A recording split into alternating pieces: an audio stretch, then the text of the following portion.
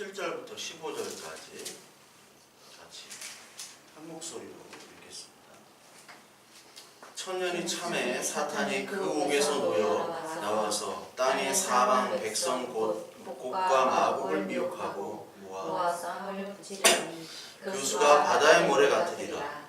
그들이 지면에 널리 퍼져 성도들의 짐과 사랑하는 성을 두르매 하늘에서 불이 내려와 그들을 태워버리고 또 그들을 미혹하는 마귀가 불과 유황못에 던져지니 거기는 그 짐승과 거짓 선지자도 있어 세세토록 밤낮 괴로움을 받으리라.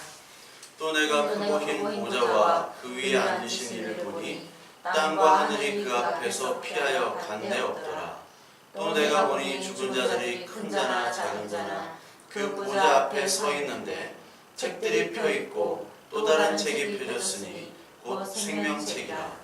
죽은 자들이 자기 행위를 따라 책들에 기록된 대로 심판을 받으니 바다가 그 가운데서 죽은 자들을 내주고 또 사망과 음부도 그 가운데에서 죽은 자들을 내주매 각 사람이 자기 행위대로 심판을 받고 사망과 음부도 불못에 던져지니 이것은 둘째 사망 곧 불못이라. 누구든지 생명책에 기록되지 못한 자는 불못에 던져지더라. 아멘. 지난번 시간에 이제 천년왕국에 대해서 비교로 이렇게 살펴봤죠. 그리고 맨 마지막에 천년왕국에서 그 세대주의 전천년설에서 가장 중요한 개념이 그 휴거라는 개념이라고 했죠. 휴거라는 개념. 그래서 그 맨 마지막에 휴거에 대해서 좀 알아보겠다고 제가 말씀을 드렸습니다. 그래서 오늘 휴거에 대해서 좀 간단하게 말씀을 드리고 오늘 본문을 시작하도록 합니다. 우리 데살로니가전서 4장 우리 한번 볼까요? 데살로니가전서 4장 신약성경 331페이지 4장 16절부터 17절 16절부터 17절 한번 같이 한번 읽어보겠습니다. 주께서 호령과 천사장의 소리와 하나님의 나팔 소리로 친히 하늘로부터 강림하시리니 그리스도 안에서 죽은 자들이 먼저 일어나고 그 후에 우리 살아남은 자들도 그들과 함께 구름 속으로 끌러올려 공중에서 주를 영접하게 하시리니 그리하여 우리가 항상 주와 함께 있으리라. 그러므로 이런 말로 서로 위로하라. 이런 말이 있습니다. 그래서 그 휴거라는 이야기를 하는 그 세대주의에서는 이 데살로니가전서 요 성경 구절하고 요한복음 14장 말씀, 내가 너희들을 위한 처소를 예비하러 내가 간다라는 요 말을 가지고 이제 휴거라는 거기에 대한 성경적인 근거를 얘기하고 있습니다. 휴거라는 말은 성경에 직접 나오진 않습니다. 휴거라는 말이 직접 나오진 않지만 어떤 말을 근거로 이 휴거라는 말을 했냐면 끌어올려라는 말이 있죠. 오늘 본 데살로니가전서 4장 17절에 구름 속으로 끌어올려라는 요 단어가 있습니다. 끌어올려. 요 끌어올려라는 단어가 휴거, 헬라말로 하르피조라는 말에서 왔는데 여기에 이제 끌어올려라는 게 하르피게이소메타라고 해가지고 끌어올려진다는 수동형으로 썼습니다. 그래서 하나님께서 예수님께서 우리를 이제 끌어서 잡아당긴다는 말입니다. 잡아당긴다는 뜻이거든요. 올린다는 말. 그래서 이게 이제 영어로는 뭐 랩처라는 말을 써요. 랩처가 이제 라틴어에서 나온 말입니다. 그래서 그게 중요한 건 아니지만 휴거가 이 구절에 의해서 끌어당긴다는 말로 휴거라는 말을 썼습니다. 그래서 이 휴거라는 구절이 여기 문자적으로 보면은 진짜 구름 속으로 우리가 끌어올려져 가지고 공중에서 영접한다. 세대주의는 문자주의라고 그랬잖아요. 문자 그대로 해석한다. 자기들의 입맛에 맞도록 문자 그대로 이렇게 하는 게 세대주의이기 때문에 봐라, 성경에서 바울이 이거를 증거한다 이렇게 얘기했습니다. 그런데 이 데살로니가전서를 16절 17절만 보는 게 아니라 13절부터 우리가 한번 보면요, 13절에 보면 형제들아 자는 자들에 관하여는 너희가 알지 못함을 우리가 원하지 아니하노니 이는 소망 없는 다른이와 같이 슬퍼하지 않게 하려 함이라. 우리가 예수께서 죽으셨다가 다시 살아나심을 믿을진데 이와 같이 예수 안에서 자는 자들도 하나님이 그와 함께 데리고 오시리라.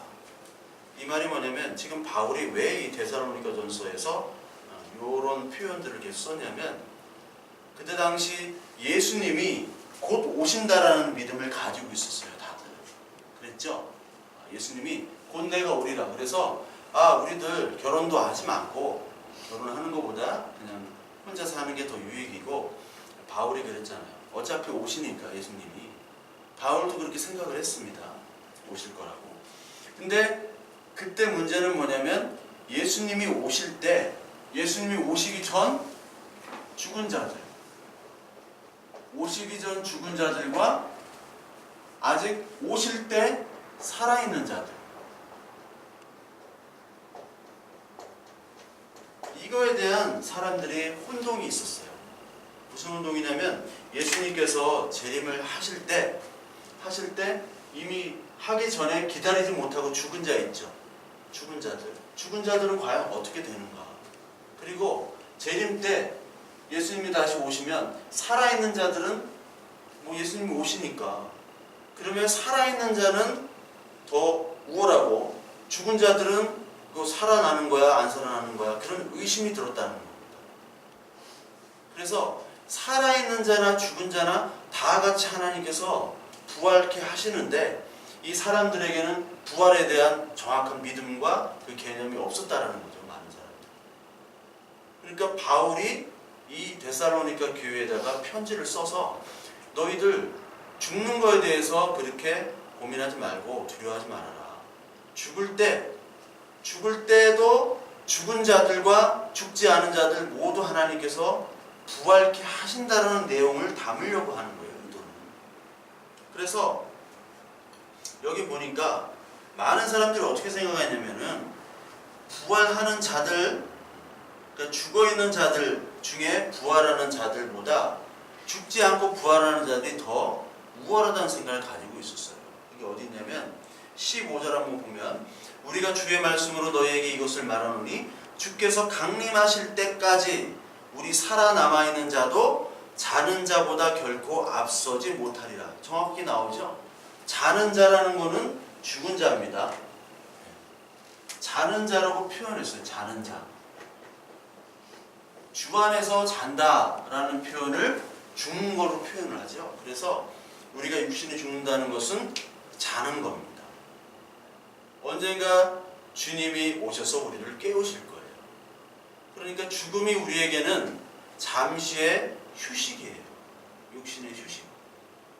이 세상에게는 죽음이 심판이고 두려움이고, 그러나 우리에게는 잠시의 휴식입니다. 그러니까 자는 자나 살아있는 자나 똑같다라는 거예요. 결코 앞서지 못한다라는 말을 하고 있는 겁니다. 그래서 여기서 바울이 얘기하는 거는 자는 것과 죽는 것이 다 부활 안에서 하나고 동시에 이루어진다라고 얘기를 하고 있어요. 그런데 여기 보니까 16절에 보니까 주께서 호령과 천사장의 소리와 하나님의 나팔 소리로 친히 하늘로부터 강림하시리니 그리스도 안에서 죽은 자들이 먼저 일어난다고 얘기해요. 그래서 세대주의자들은 죽은 사람들이 먼저 일어나서 휴거되고 그리고 나머지 살아있는 사람들이 그 다음에 휴거가 된다. 순차적으로 시간적인 차이를 둡니다. 그런데 이거는 논리적으로 이 바울이 얘기를 하는 거예요. 그러니까 죽은 자들이 살아있는 자들보다 더 못하다고 사람들이 생각을 하니까 실제로 예수님이 재림을 하셨을 때 딱 본 자는 그만큼 믿음이 있고 그만큼 뭔가 기도도 많이 하고 하나님과 교제가 가까웠기 때문에 예수님이 오실 때 가시적으로 볼 수 있는 사람으로 선택됐다라고 하는 착각이 있었던 거예요. 이 당시에. 이해하시겠죠? 지금도 마찬가지예요. 지금 교회도 뭔가 봤대. 뭔가 음성을 들었대.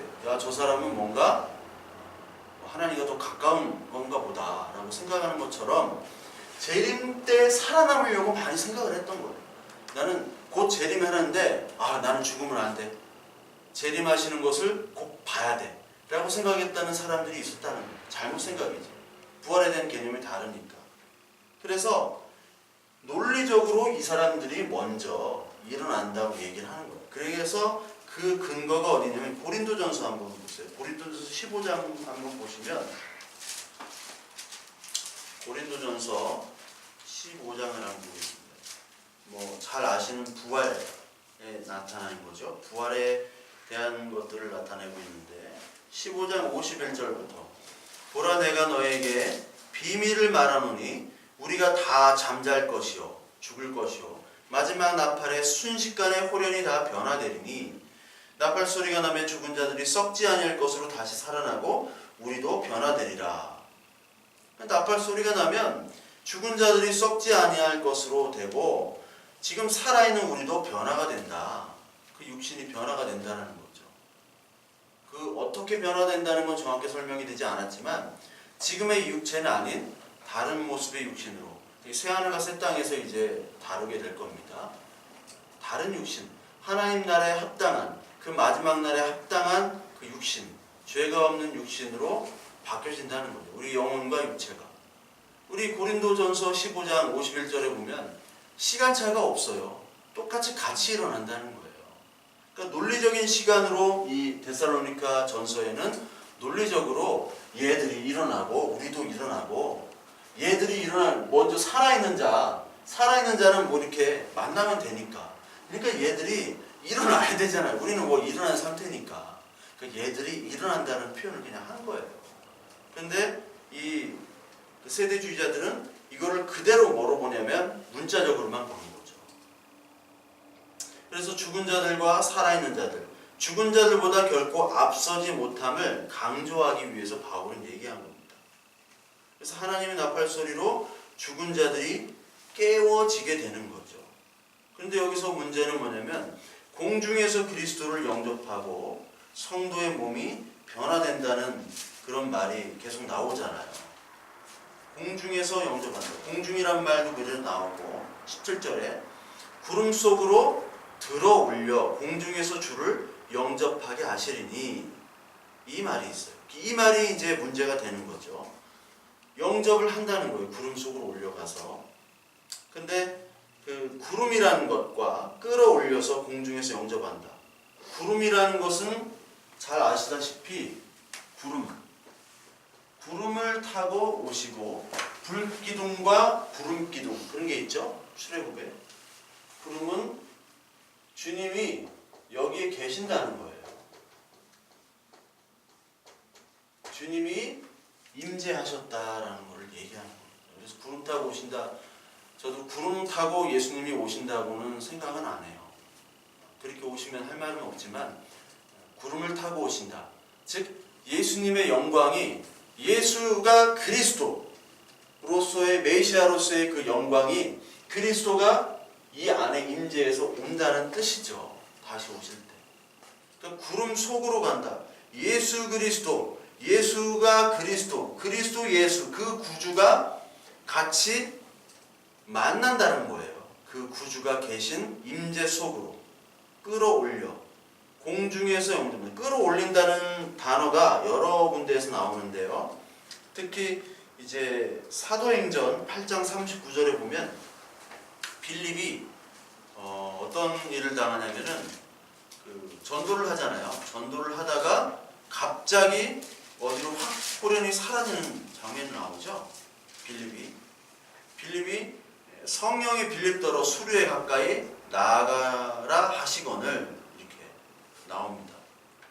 그러면서 빌립이 이제 그 에티오피아 왕 간다게 국고를 맡은 자에게 복음을 전하죠. 복음을 전합니다. 그리고 나서 이제 빌립이 그들에게 세례를 받은 다음에 사도행전 8장 39절에 둘이 물에 올라올새 주의 영이 빌립을 이끌어 간지라가 바로 이 하르피조, 휴거라는 말이에요. 단어가 하르피조, 하르피게이소 메타라는 말을 여기서도 썼습니다. 이끌려 간지라 내시는 기쁘게 길을 감으로 그를 다시 보지 못하니라. 이게 어떻게 보면 휴거죠. 세대주의주가 말하는 휴거. 하나님이 그 빌립을 확 아소도라는 곳으로 보냅니다. 이 빌립을. 휴거라는 모습, 그러니까 세대주의자가 말하는 휴거라는 모습을 통해서 이끌어가지고 그렇게 하나님께서 만들어 보시는 거예요. 고린도 후서에도 마찬가지로 12장, 고린도 후서 12장에도, 고린도 후서 12장은 바울이 계시를 보는 거죠. 그래서 내가 그리스도 안에 있는 한 사람을 아노니 그는 14년 전에 셋째 하늘에 이끌려간 자라. 이끌려간다는 게 바로 여기 또 하르피조라는 말을 썼습니다. 이끌려간 자라. 내가 이런 사람을 아노니 그가 몸 안에 있었는지 몸 밖에 있었는지 나는 모르거니와 하나님은 아시느니라. 그가 낙원으로 이끌려가서 말로 표현할 수 없는 말을 들었으니 사람이 가히 이르지 못할 말이로다. 즉 이끌려갔지만 그것이 하나님, 셋째 하늘로 이끌려갔는데 그것이 하나님과 함께 하는 장소로 그가 호련히 이끌려가는 그런 환상을 봤다라는 거죠. 즉 우리가 이제 휴거라는 장면에서, 휴거라는 그 단어에서 하나님께 이끌려가는 우리의 장면을 봐야 되는데, 그것이 뭐냐면 예수 그리스도와 함께하는 그 현장, 그 구름 속으로 우리가 가서 만난다라는 사실이 여기는 강조가 되고 있는 거예요. 어떠한 공중에 떠가지고 우리가 육신이 공중에 떠서 공중에서 만난다는 것보다는 예수 그리스도가 함께 우리와 이끌려진다라고 우리는 봐야 된다는 거죠. 그게 예수님은 이 땅에 이렇게 오시는데 뭐 공중에서 오시는지 이 땅에 딱 착륙을 하시는지 그거는 정확히 나오지가 않아요. 그렇지만 우리가 올라가든 뭐 공중에 떠 있든 땅에 있든 중요한 게 뭐냐? 그것을 우리 인간들은 되게 중요시 여기는데, 이게 떠 있느냐, 뭐 공중으로 가느냐, 이 땅에서 어떻게 만나느냐, 그게 중요한 게 아니죠. 그게 중요한 게 아니라 그 중요한 거는 그 뒤에 있습니다. 그리하여 우리가 항상 주와 함께 있으리라. 주를 영접하게 하시리니 그가 항상 주와 함께 있으리라. 이 뒤의 장면이 중요한 거예요. 이 뒤의 장면. 물론 이 공중이란 뜻이 이 아에라라고 해가지고 이 우라노스, 성경에 이제 하늘이 우라노스입니다. 우라노스. 우라노스고 그 밑에 아에라라고 나오는데, 우라노스는 이 하나님이 계신 장소예요. 하나님이 계신 장소. 즉 성전을 얘기하기도 하고요. 하나님이 계신 장소입니다. 즉 하늘. 헬라 사람들의 기준, 철학적인 기준으로 볼 때는 저 위에 계신 초월자가 계신 장소예요. 근데 아에라는 대기권에 있는 거예요. 대기권. 이 땅과 구름 위에 이 대기권을 아에라 해가지고 이게 에어가 나오는 겁니다. 에어. 이게 아에라. 헬라어나 아니면 스페인어나 뭐 독일어나 이쪽은 다 아이레라고 그래요. 아이레. 아이레. 아이레. 부에노스 아이레스 이런 말이 있죠. 부에노스 아이레스. 부에노스 아이레스가 공기가 좋다라는 뜻입니다. 아르헨티나 수도가. 공기는 그렇게 안 좋아요. 공기가 좋다. 이게 아에라. 이 공기 대기권에, 여기 보면 대기권에서 만난다고 그 세대주의자는 그대로 얘기를 하고 있어요. 대기권에서. 구름에서 만난다. 그래서 만나가지고 어디로 간다고 그랬어요? 거기서 7년 동안 혼인잔치를 한다고 그랬죠? 7년 동안. 그리고 밑에 있는 사람들은 7년 동안 대환란을 겪는 거고. 그래서 이 세대주의자들은 이 휴거가 언제 일어나냐? 그 환란 전에 일어나냐? 환란 중에 일어나냐? 환란 후에 일어나냐? 해가지고 자기들끼리 또 싸워요. 자기들끼리. 그러나 그것이 중요한 게 아니라 여기 나온 것처럼 주님을 영접했다. 주님을 만났다라는 거죠. 이 대기권에서 만났다. 즉 하나님의 초월적인 장소에서 만난 게 아니라 사실 공중에서 만났다라는 것은, 공중이라는 것은 아직도 우리가 이 땅에 지배를 받고 우리 공중을 날아다니기도 하잖아요. 그리고 이 피조 세계의 어떤 아이레, 이 공간을 어떻게 보면 얘기할 수도 있어요. 그렇다면 이 땅에서 우리가 예수 그리스도를 영접하는 것으로도 그 예수 그리스도를 만났다, 영접했다, 구름 속으로 끌어올려 갔다 라고도 얘기를 할 수가 있겠죠. 즉, 이 땅에 살아가는 동안 예수 그리스도를 영접한 그 행위, 그 체험 자체가 바로 여기서 나오는 구름 속으로 끌어올려 가지고 우리가 예수 믿는 게 아니라 하나님이 끌어당기신 거잖아요. 끌어당기셔가지고 우리를 만나게 하신 거죠. 그러니까 공중에서 만났기 때문에 세상 사람들이 이 땅에서밖에 볼 수가 없습니다. 고린도후서 12장 아까의 말씀처럼 바울은 신비한 체험을 하잖아요. 그렇죠? 이 세상 사람들은 가장 신비한 체험은 복권에 당첨됐다는 거죠. 아니면 뭐가 찍었는데 뭐가 됐다든지. 공부는 되게 못하는데 일단 가장 좋은 데 넣고 일단 찍었는데 다 맞았어요. 그런 게 기적이라고 할 수 있겠지만 우리의 기적은 예수를 그리스도로 고백하고, 그렇죠? 예수가 인간 예수가 아니라 정치적인 메시아가 아니라 물질적인 메시아가 아니라 그가 바로 우리의 죄를 사하여 주시는 그 메시아다. 그거를 고백할 수 있는 은혜가 바로 이 땅에서 만날 수 있는 것이 아니라 저 하늘, 인간이 볼 수 없는 그 하늘의 체험이라고도 볼 수 있는 거예요. 그래서 그 영접하게 하시고 가장 중요한 단어는 뒤로 빼서 우리가 항상 주와 함께 있다. 이게 중요한 겁니다. 이게. 그러니까 하나님의 나팔 소리가 들릴 때 죽은 자가 깨어나죠. 죽은 자가. 그게 요한복음과 마태복음이 있는데 요한복음 5장 28절 29절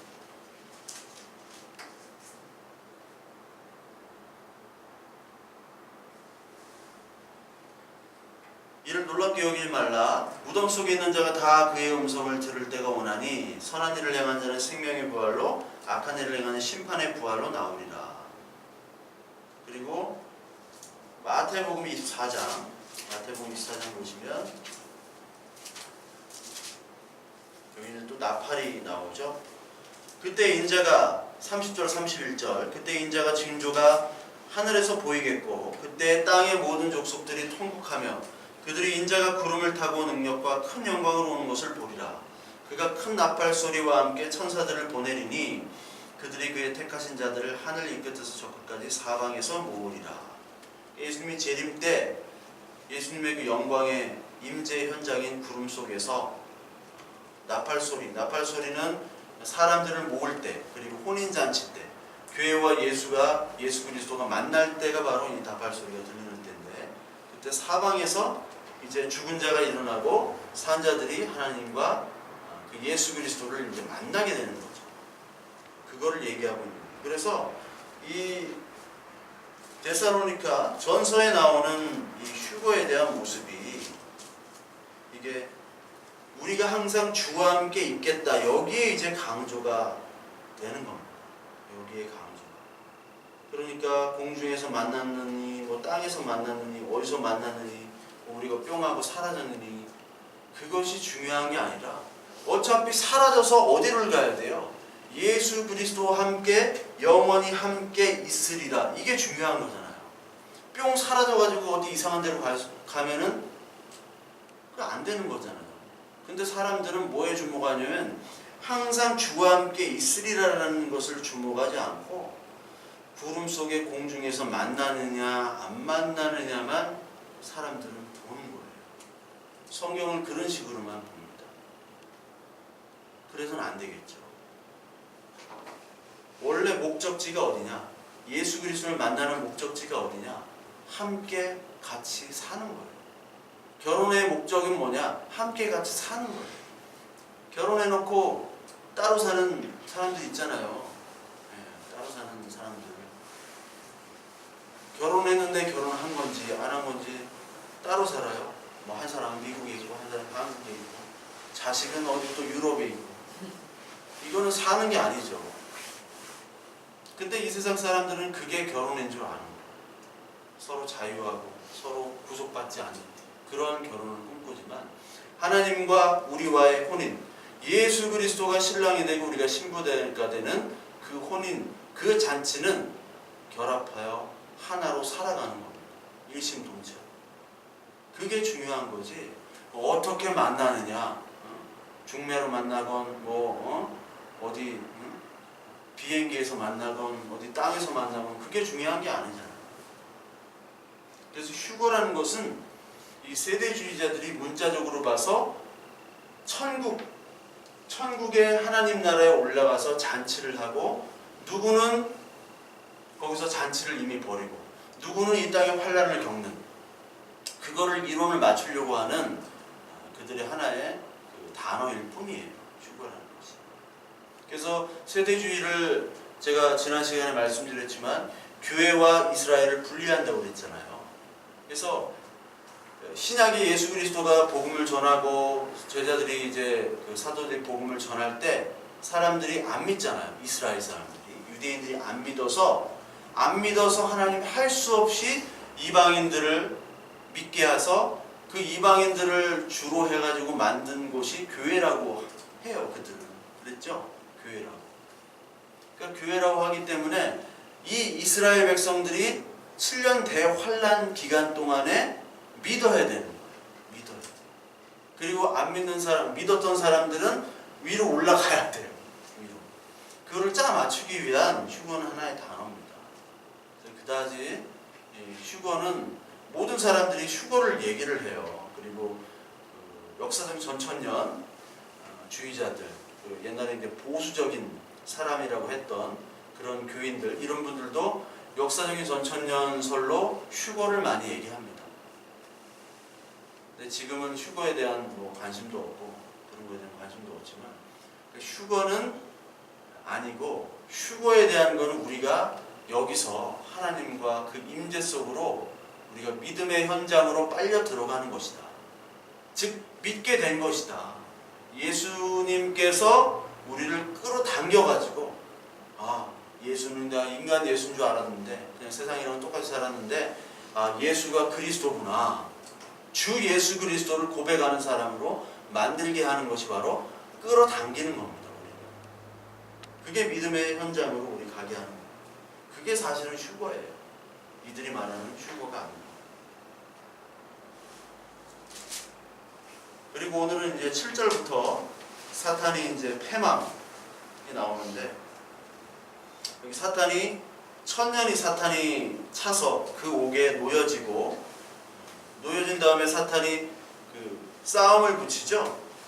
곡과 마곡에 미혹하여 모든 예수 그리스도를 대적하는 사람들을 모여서 이제 최종의 싸움을 싸우는 장면인데, 이거는 전에 나오는 아마게돈의 전쟁과 모든 전쟁의 똑같은 의미라고 했죠. 근데 이제 세대주의나 역사적 전천년은 이런 것들을 역사적인 또 최종 심판으로 본다고 그랬죠. 또 다른 심판이다, 이건 그렇게 얘기를 하죠. 근데 다른 심판으로 보기는 좀 힘들다, 제가 볼 때는. 그래서 곡과 마곡이라는 게 어디 나오냐면 에스겔서 38장에 나옵니다. 에스겔 38장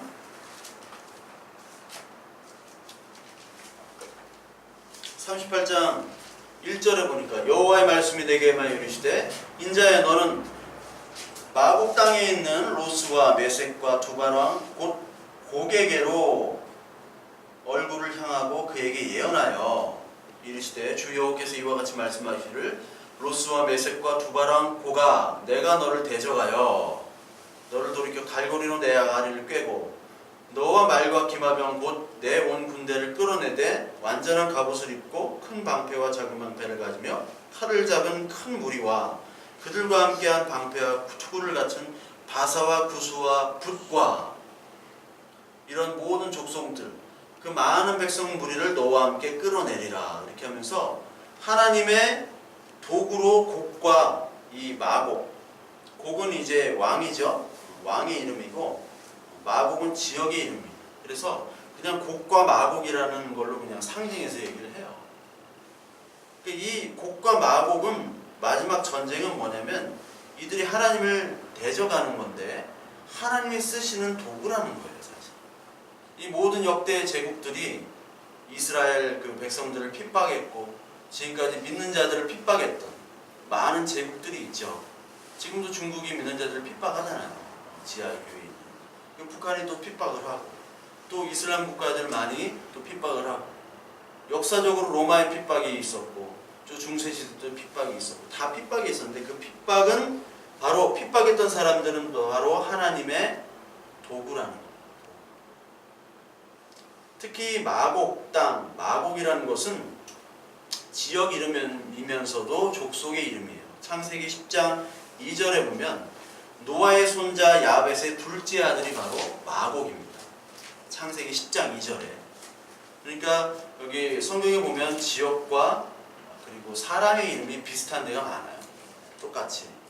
이스라엘도 지역이지만 이스라엘이 야곱의 바뀐 이름이듯이 마곡이 창세기 10장 2절에 이미 나오는 거예요. 그래서 이 세대주의 쪽에서는 뭐 로스를 러시아라 부르고, 그리고 뭐 터키도 나오고 중국도 나오고 그래가지고 미국, 이스라엘이 합치고 러시아, 뭐 터키, 이슬람이 합쳐가지고 최종 전쟁을 한다. 그리고 핵전쟁이 일어나고, 그걸로 세대주의자들은 얘기를 해요. 최종 전쟁. 그래서 로스가 이제 러시아랑 좀 발음 비슷하잖아요. 로스는 구이인데 이게 구이를 해먹어야 되는데 로스를 갑자기 러시아로 바꿔버려요. 그러니까 이 사람들이 그냥 갖다 맞추는 거예요. 막 이 단어를 조합해가지고. 세대주의자들은 마지막 큰 전쟁을 그렇게 한다 그랬는데 그것이 아니라 구절을 한번 보세요. 그들이 지면에 널리 퍼져 성도들의 짐과 사랑하시는 성을 두루매. 다 포위했죠. 우리 예수 그리스도를 믿는 사람들을 다 포위했는데 하늘에서 불이 내려와 그들을 태워버려요. 이게 자 이제 전투 준비 시작. 공격하지도 못하고 다 죽는 거예요. 공격하지도 못하고. 제가 말씀드렸죠. 전에도 그 어린 양의 혼인잔치 백마탄자 여기서도 공격하려고 봤는데 다 사라졌잖아요. 그 19장 계시록 19장 18절부터 19절 보면 내가 보면 그 짐승의 땅과 땅의 임금들과 그들의 군대가 모여 그 말탄 자와 그 군대가 더불어 전쟁을 일으켜서 뭘 싸웠다 이겼다가는 일으키다가 짐승이 잡히잖아요. 뭐 하려고 하자마자 잡히는 겁니다. 끝나는 거예요. 이게 뭐냐면은 하나님의 심판은 이미 이루어졌다라는 겁니다. 사탄의 싸움은 졌다라는 거예요. 이 악한 영들의 싸움은 뭡니까? 우리를 하나님을 믿지 못하게 하는 거예요. 즉 믿지만 지금은 어떤 하나님 믿냐? 야 다른 하나님 믿어. 다른 예수 믿어. 인간 예수 믿고 그리고 내가 주는 빵, 떡 이런 거 주는 정치적인 메시아, 물리적인 메시아 그걸로만 믿어. 죄를 구원한다 이런 건 아니야. 그런 식으로 미혹하는 영들이죠. 그게 바로 사탄의 최종 전쟁인데 이미 그 최종 전쟁이 십자가에서 해결이 됐다는 거예요. 십자가에 죽으셨다는 거예요. 이게 창세기 3장 15절에 나오는 내용이고 여인의 후손인 예수 그리스도가 뱀의 머리, 사탄을 부셔버리는 거죠. 머리를 부셨잖아요. 머리를 부셨는데 뭐 게임 끝난 거죠. 할 수가 없죠. 그걸 얘기하는 겁니다. 최종 전쟁이. 그래서 최종 전쟁에 실패한 이들은 미혹하는 마귀가 불과 유황못에 던져지니 거기는 그 짐승과 거짓 선지자도 있어 세세토록 밤낮 괴로움을 받으리라. 이게 악한 영들이 있는 그 지옥 땅의 모습을 여기 영원한 유황불못으로 표현을 하게 되는 거죠. 영원한 유황불못. 그래서 요즘에 신학들은 이런 지옥들을 얘기를 안 하죠. 지옥은 없다. 천국도 고로 없다. 아니면 야 지옥은 없고 하나님은 사랑이시기 때문에 천국만 있다. 온전한 평화의 땅만 있다. 이렇게 얘기를 해요. 그래서 지옥이라는 개념을 그리고 사탄이라는 개념을 흐릿하게 하는 것들이 많습니다. 사탄은 네 안에 있는 게 그냥 사탄이야. 네 안에 있는 활동하는 거 그냥 네가 하기 싫고 그것도 사탄이지만 이 성경 전체로 볼 때는 사탄은 분명히 외부적인 활동으로 성경을 기록을 하고 있어요. 외부적인 활동. 근데 영지주의 영향을 받은 사람들은 그 외부적인 활동을 인정을 안 하고 네 안에 있는 사탄. 물론 맞아요. 우리 안에도 그런 사탄이 활동을 하죠. 우리도 그런 악한 영들의 미혹을 당하죠. 그러나 그것만 인정하지 외부의 것들, 외부의 사탄의 어떤 실제를 인정하지 않는 사람들이 있습니다. 근데 성경은 실제를 인정을 해요. 사탄의 영과 사탄 그 자체를 얘기를 하고 있어요. 성경은. 하나님께서. 그래서 그 사탄이 결국 이 영원한 심판으로 떨어지게 된다는 겁니다. 그리고 또 11절에 크고 흰 보좌와 그 위에 앉으신 이를 보니 땅과 하늘과 그 앞에서 피하여 간 데가 없더라. 흰 보좌, 여기 백보좌 심판해가지고 하얀 보좌죠. 하얀 보좌. 백보좌라고 하니까 뭐 100개의 보좌, 의자가 앉아있다라고 생각하는 사람들도 있어요. 근데 이게 흰 보좌입니다. 흰 보좌 속에서 여기 보니까 내가 보니 죽은 자들이 큰 자나 작은 자나 그 보좌 앞에 서 있는데 책들이 펴져 있죠. 책들이 펴져 있고 또 다른 책이 하나 또 펴져 있고 곧 생명책이라. 죽은 자들이 자기 행위를 따라 책들에 기록된 대로 심판을 받으니. 여기 책이 펴져 있어요. 책 하면은 우리 생명책이라는 게 생각이 나죠. 생명책. 모세가 생명책에서 집어주세요.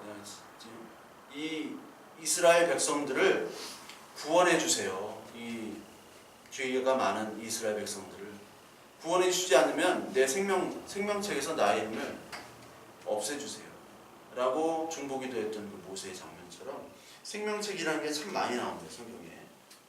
근데 이 책에 여기 뭐 책들도 있고 또 다른 책이 또 있어요. 책들과 책 이거 가지고 뭐 많이 싸우는데 저는 뭐 모르겠어요. 이게 무슨 의미인지. 책들이 생명책, 어떤 사람은 그 책은 생명책이고 책들은 뱀의 후손과 뭐 그런 악한 영들 그리고 거짓 선지자들 이름, 예수 그리스도를 믿지 아니하는 자들의 이름이 적힌 책이다라고 이렇게 나오는데 그건 모르겠어요.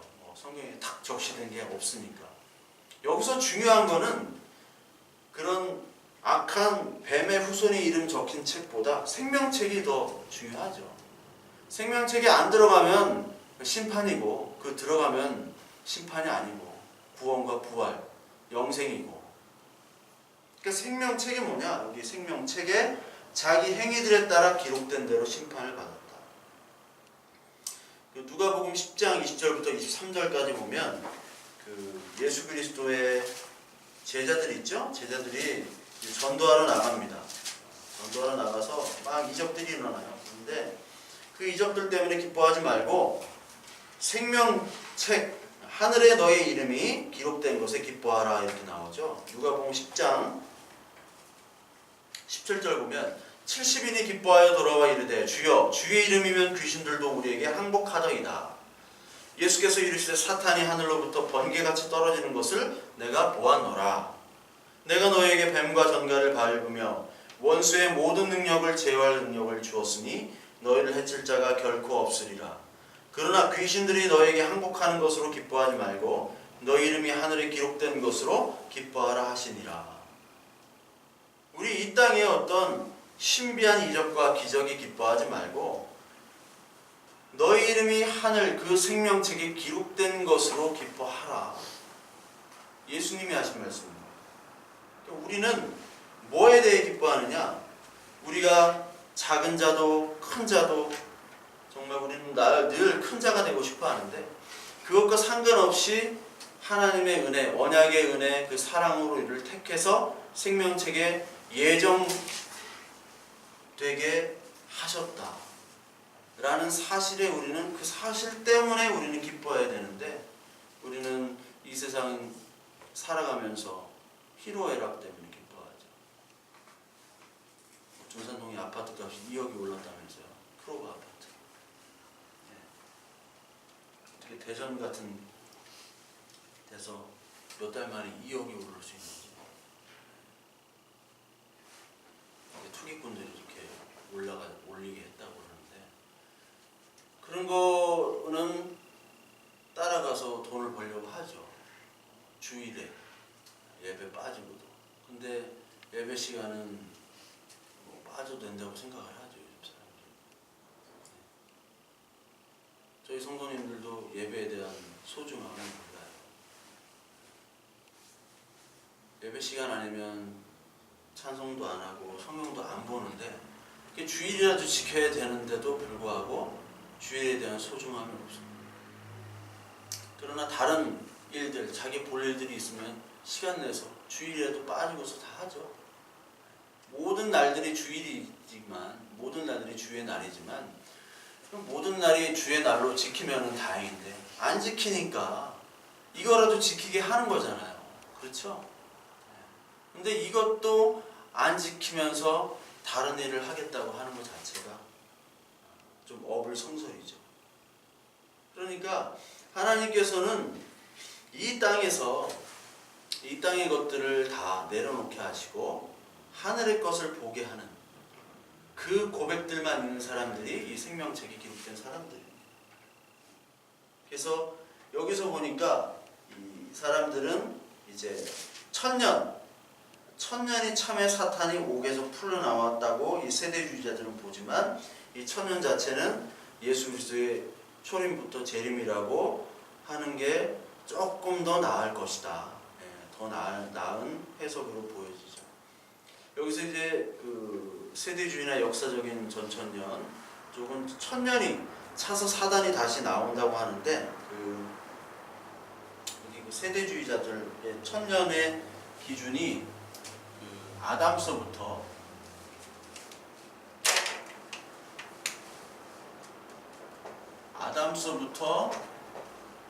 노아. 그 세대주의자들은 여러분 그 성경을 6천년의 역사로 인식을 합니다. 창조과학에서도 6천년에서 만년 사이죠. 이게 젊은 창조론이라고 해가지고 6천년에서 만년으로 이렇게 딱 만들어 버려요. 창조과학은. 아담에서 노아까지 1000년. 그 노아부터 아브라함까지 또 1000년.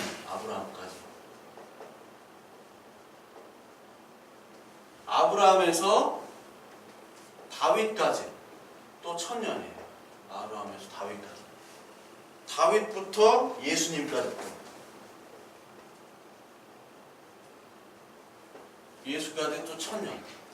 예수 그리스도부터 우리 지금까지 서기 2018년이니까 지금까지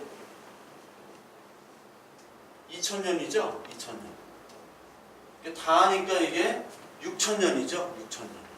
그러니까 딱 6000년이 떨어져요. 그러니까 하나님의 완전한 천년 왕국이 이루어지면 7000년. 7자를 맞춰야 되잖아요. 6000년이면 인간의 숫자잖아요. 7을 맞춰야 돼요. 앞으로 이제 1000년이 남았으니까 1000년 왕국. 이제 1000년을 채워야 돼요. 그래서 이들은 이제 7000년을 이제 맞추는 겁니다. 7000년. 봐봐. 딱 맞지? 이런 거 얘기하면 이제 신천지나 이런 데서 다 이렇게 이런 식으로 얘기를 해요. 모든 걸, 성경을. 그러니까 기존에 있는 교회에서는 뭐 세가족 뭐 양육반 뭐 제자 훈련 이런 거나 했지 뭐 이런 걸 모르잖아요. 모르니까 7천 기가 막히다. 뭘 기가 막히기는 그 얘기를 하는 게 기가 막히지. 그 얘기를 듣고 막 아멘 하는 거 보면 막 기가 막히지 진짜. 이 사람들이 미쳤는지. 이렇게 7천년에다 이 사람들은 그냥 맞추는 거예요. 그게 아닌데.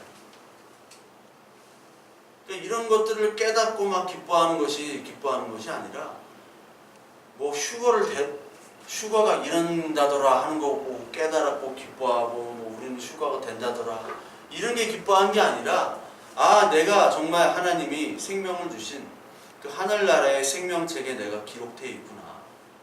또 어떤 사람은 책이 막 있다고 이렇게 또 하는 사람도 있어요. 미친 사람이.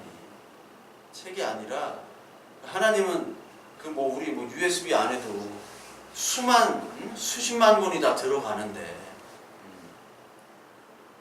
그 하나님이 너희를 자녀로 택했다는 거죠. 근데 여기 보니까 그 기준이 자기의 행위대로 기준을 받았다. 자기의 행위대로 기준을 받았다는 거예요. 행위대로. 그러니까 그 행위가 뭐냐? 그 세마포 속옷에도 나왔죠? 행위. 행위. 이번 사도행전 강의 때도 구원받을 만한 믿음에 대해서 얘기를 드렸는데, 구원받을 만한 믿음. 믿음은 선물인데 어떻게 그 사람 안에 구원받을 만한 믿음이 있느냐? 그래서 마태복음 25장에서처럼 양과 염소 비유해서 양은 가장 그 작은 자에게 섬기는 그것을 몰랐어요. 이게 섬기는지도 모르고, 근데 가장 작은 자에게도 베풀었죠. 내가 언제 작은 자에게 베풀었습니까? 내가 언제 주께 베풀었습니까? 가장 작은 자에게 넌 베풀었다. 예수님이 가장 작은 십자가에서 죽으셨잖아요. 가장 작은 자로 낮춰주셨죠? 그때. 그러니까 예수 그리스도를 믿는다는 것은 가장 작고 천하게 비참하게 된 그 예수의 십자가, 그 사건, 즉 그 사건은 역사적 사건이지만 오늘 이 시대에 예수 그리스도의 사건은 뭐냐? 이 교회가 가장 천하고 비참하고 핍박받는 그 상태의 모습을 너희는 믿을 수가 있느냐, 그거예요.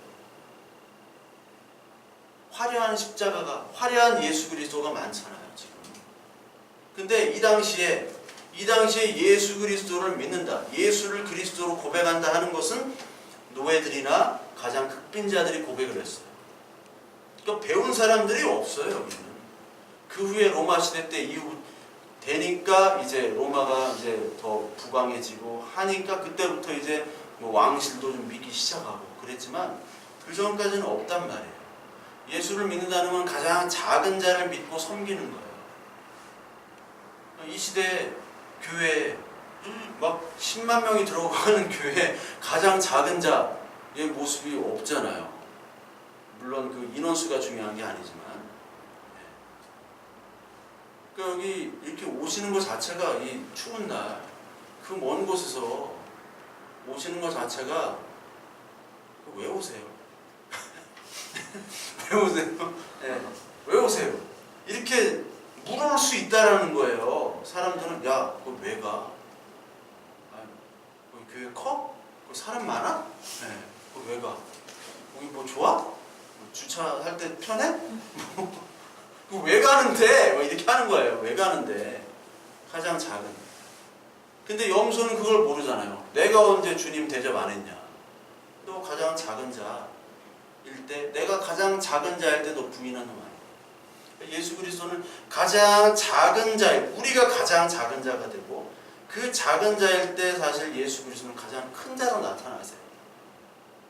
가장. 그러니까 우리가 이 세상에서 많이 털리고 깎이고 그때 예수 그리스도가 보여질 수밖에 없는 거죠. 이 세상에서는 작은 예수를 안 섬기고 큰 예수만 섬기려고 하니까, 그러니까 자기 행위라는 게 뭐냐면 그 작은 예수를 고백할 수 있는 그 행위예요. 세마포 속옷처럼. 네. 사탄은 계속해서 이 예수를 큰 예수로 만드는 거죠. 마가복음 10장, 13장 21절 22절 보면 거짓 그리스도인들이 많이 나오죠. 십자가와 기사와 이적을 행할 수만 있다면 택하신 자들을 미혹하려 하리라. 그러니까 거짓 선지자들, 거짓 적그리스도들이 나와가지고 뭘 하냐면 기사와 이적을 막 행합니다. 그러면서 택한 자들까지 미혹하려고 하는 것이 바로 이 사탄의 일이에요. 이 사탄은 이미 결박이 됐잖아요. 결박이 됐는데도 아직 활동성은 있다는 거예요. 결박은 했어요. 근데 움직이긴 하거든요, 지금. 이 머리는 부서졌습니다. 뱀이 머리를 끊어내도요, 뱀은 막 움직이잖아요. 뱀이. 그래서 움직이면서 뭐를 하냐면 계속 우리를 참소해요. 참소해서 하나님의 자녀가 아니라고 고발을 하는 겁니다. 고소를 해요. 로마서 8장 28절 보시면 8장 28절 우리가 알거니와 하나님을 사랑하는 자 곧 그 뜻대로 부르심을 입은 자들에게는 모든 것이 합력하여 선을 이루느니라 이렇게 나오죠. 쭉 나오다가 이제 33절 한번 33절. 누가 능히 하나님께서 택하신 자들을 고발하리요 의롭다 하신 이는 하나님이시니 누가 정죄하리요 죽으실 뿐 아니라 다시 살아나신 이는 그리스도 예수시니 그는 하나님 우편에 앉아 계신 자요 우리를 위해 간구하시는 자시니라. 누가 우리를 그리스도 사랑에서 끊으리요 환난이나 곤고나 박해나 기근이나 적신이나 위험이나 칼이라. 기록된 바 우리가 종일 주를 위하여 죽임을 당하게 되며 도살당할 양같이 여김을 받았느니라 함과 같으니라. 그러나 이 모든 일에 우리를 사랑하시는 이로 말미암아 우리가 넉넉히 이기느니라. 높음이나 기쁨이나 다른 어떤 피조물이라도 사탄이라도 사탄 피조물이니까 우리를 우리 주 예수 그리스도 안에 있는 사랑 안에 하나님의 사랑에서 끊을 수 없으리라. 자꾸 사탄은 끊겠다고 하는데 끊을 수 없다는 거 하나님의 자녀들은. 그렇죠? 끊을 수가 없죠. 너 그냥 끝내. 믿지 마. 죽어. 그게 말이 안 들어가는 거예요. 하나님의 자녀들에게. 그러니까 뭐 막 이상한 무서운 영화 나오고 뭐 귀신 나오고 그런 거 보고 막 무서워하고 힘들어하고 그럴 필요도 없을 뿐만 아니라 이 사탄이 자녀들을 보호하시는 그 하나님으로부터 이길 수 없음을 알아요. 알기 때문에 계속 거짓말하는 거예요. 알기 때문에. 이길 수 없기 때문에. 그래서 맨 마지막에 사탄이 어떻게 결박됩니까? 계시록 12장 10절에 나오잖아요. 큰 용이 내쫓기니 옛뱀 곧 마귀라 하고 사탄이라고 하는 온 천하를 꿰는 자가 온 천하를 꿰지요. 그가 땅으로 내쫓기니 그의 사자들도 그와 함께 내쫓기니라. 내가 또 들리는 하늘의 음성이 있어 이르되 이제 우리 하나님의 구원과 능력과 나라와 또 그의 그리스도의 권세가 나타났으니 우리 형제들을 참소하던 자 곧 우리 하나님 앞에서 밤낮 참소하던 자가 쫓겨났다라는 거죠. 이미 쫓겨났습니다. 이미 심판을 받은 거예요. 그래서 심판을 다 받은 이 사탄 이미 심판을 받았고 그러나 활동성이 있기 때문에 그 활동성에 미혹당하는 사람이 있는 반면 미혹이 안 당한 하나님의 자녀가 있다는 겁니다. 그래서 여기 그 미혹당한 사람들은 자기 행위대로 하나님의 행위가 하나님이 허락하시고 하나님이 합당하게 여기시는 그 행위를 하지 못한 거죠. 그 작은 예수 그리스도를 믿지 못하고 거부한 사람들. 그 사람들은 이제 사망과 음부로 내어주죠. 그래서 13절에 각 사람이 자기 행위대로 심판을 받는다. 바다가 그 가운데서 죽은 자들을 내주고 또 사망과 음부도 그 가운데서 죽은 자들을 내준다. 이렇게 나옵니다. 자기 행위대로 심판을 받는 거예요. 요한복음 5장 29절에 보면 선한 일을 행한 자는 생명의 부활로 악한 일을 행한 자는 심판의 부활로 부활한다라고 요한복음 5장 29절에 얘기를 하시거든요. 아까 읽었듯이 선한 일을 행한 자는 생명의 부활로 악한 일을 행한 자는 심판의 부활로. 선한 일을 행했다는 것 자체가 바로 구원은 우리에게 행함으로 있는 것이 아니라 선물로 줍니다. 그렇죠? 행위 구원이 아니죠. 그러나 여기 선한 일을 행한 자, 그것이 바로 세마포 속옷을 입은 그 행위. 네가 입었느냐, 네가 거부했느냐. 혼인잔치 때 입혀주잖아요. 그걸 거부한 사람은 악한 일을 행한 자죠. 내가 입은 옷들을 다 벗고 주님이 지정해 주신 그 예수 그리스도의 옷을 입은 자는 심판의 부활이 아닌 생명의 부활로 나타나는 거죠. 그래서 이제 사망과 음부도 불못에 던져지니 이것은 둘째 사망 곧 불못이라. 여기 나오는데 사망과 음부도 이제 마지막에는 불못에 던져져요. 사망과 음부.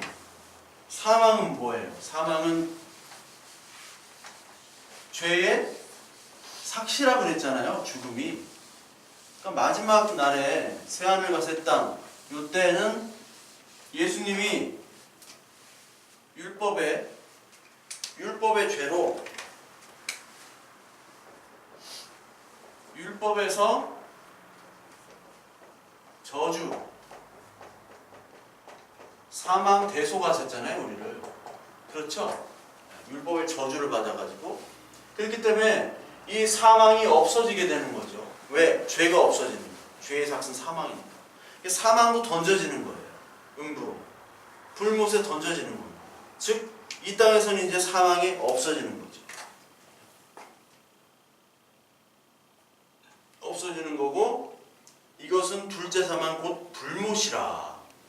우리는 둘째 사망 그 앞에 보면은 둘째 사망이 그들을 다스리는 권세가 없고 6절에 나오죠. 우리는 첫째 부활이 있고 둘째 사망은 없잖아요. 둘째 사망은 영원한 심판입니다. 영벌. 둘째 사망은 없고 이것이 던져진다. 불못이라. 누구든지 생명책에 기록되지 못한 자는 불못에 던져지더라. 누구든지. 어떤 자들이냐? 21장 8절 한번 보세요. 8절. 그러나 두려워하는 자들과 믿지 않은 자들과 흉악한 자들과 살인자들과 음행하는 자들과 점술가들과 우상 숭배자들과 거짓말하는 모든 자들은 불과 유황으로 타는 못에 던져지리니 이것이 둘째 사망이라. 이것이 바로 둘째 사망 최종 심판이죠. 여기 두려워하는 자들, 이 믿음을 믿지 못하고, 그리고 흉악한 자들, 살인자들, 음행하는 자들, 점순가, 우상숭배, 거짓말, 이 모든 자들이 바로 예수 그리스도를 믿지 아니하는 자들의 모습이에요. 믿지 아니하면 죽음을 두려워합니다. 우리도 사실 죽음이 두렵죠. 그러나 죽음 자체, 이 땅에 잃어버리는 것들을 다 두려워해요. 이 땅에 육신을 잃어버리는 게 사망이잖아요. 돈을 잃어버리는 것도 두렵죠. 저희들도 당연히 두려운데 그 두려움 속에서도 하나님을 우리는 찾잖아요. 근데 그들에게는 그냥 두려움이 끝이에요. 그냥 두려움. 믿지 아니하는 자들, 흉악한 자들, 이 사람들이 흉악한 도둑놈들입니다. 그들이 바로 예수 그리스도를 살인한 사람이에요. 그들이 바로 두 마음을 품은 음행한 자들이에요. 두 남편을 섬긴. 점술과 우상숭배자, 거짓말하는 자, 다 거짓 선지자들. 예수를 다른 예수로 이야기하고, 점술가들, 예수가 무당이 되고 우상숭배하는 것들. 이 사람들을 다 둘째 사망 불못으로 내어 던져 버리겠다는 겁니다. 이게 새하늘과 새 땅 전에 최종 백보자 심판, 즉 아마겟돈 전쟁이고 이것이 최종 심판이고 모든 것들이 여기에 이제 최종으로 되어 있는 것을 계속 반복했다라고 얘기하는 겁니다. 천년이 차가지고 다시 막 목에서 풀려나고 이러진 않겠죠. 막 이게 어디 가뒀다가 풀려나고. 그게 아니라 하나님의 최종 심판은 이미 이루어졌고 앞으로의 이제 온전한 이제 하나님 나라 가기 전에 이 모든 것들을 사실 하나님께서 정리해 주신다라는 것들을 오늘 이 성경을 통해서 우리에게 말씀해 주시고 계십니다. 따라서 오늘 말씀을 정리하면 우리는 이 심판 속에서도 사탄의 유혹을 받지 않은 하나님의 자녀이며 또한 생명책에 기록된 우리의 행위가 아니라 예수 그리스도의 이 십자가 구속 대속의 행위로 말미암아 생명책에 이미 예정된 그 자로 우리 이 땅의 어떤 이적들과 기적들을 기뻐하는 것이 아니라 내가 정말 이런 존재임에도 불구하고 하나님의 그 거룩한 생명책에 기록된 거구나. 기록된 자들이구나. 하나님 앞에 늘 겸손으로 하나님 그 생명책 앞에 늘 기쁨으로 우리 이 삶을 감사하고 누리시는 저와 여러분 되시길